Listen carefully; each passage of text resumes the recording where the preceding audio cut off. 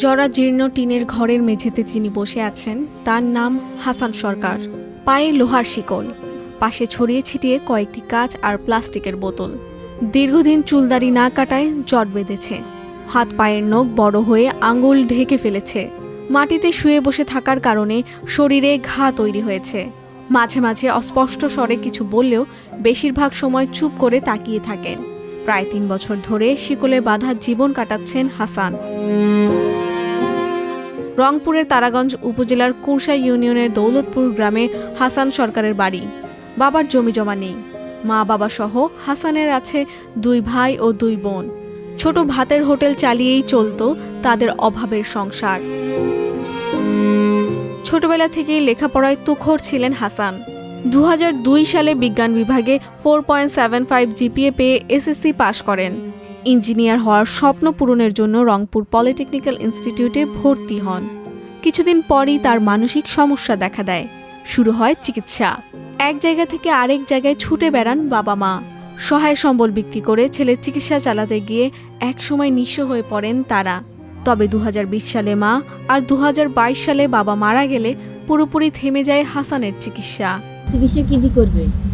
আছে কিছু তো চিকিৎসা করবে, আর কোনো আছে আরে ভাত খামো তার ইয়েও নাই, আরো চিকিৎসা কি করে।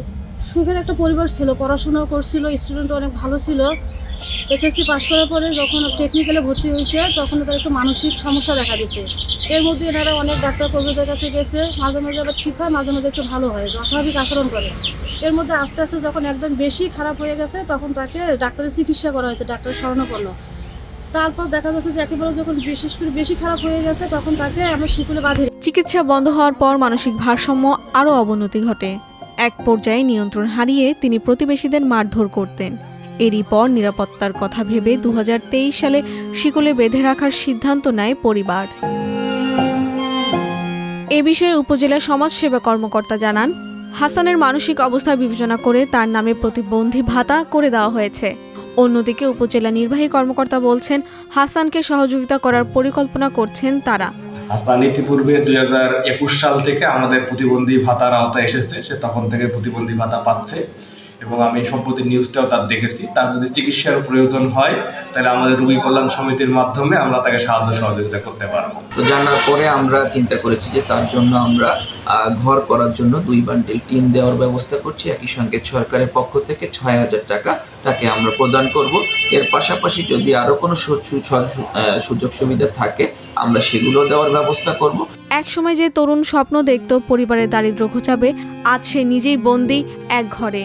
চিকিৎসা আর সহায়তা পেলে হয়তো শিকল খুলে আবারও ফিরতে পারবে মানুষের জীবনে। সে অপেক্ষায় আছে তার পরিবার আর গ্রামের মানুষ।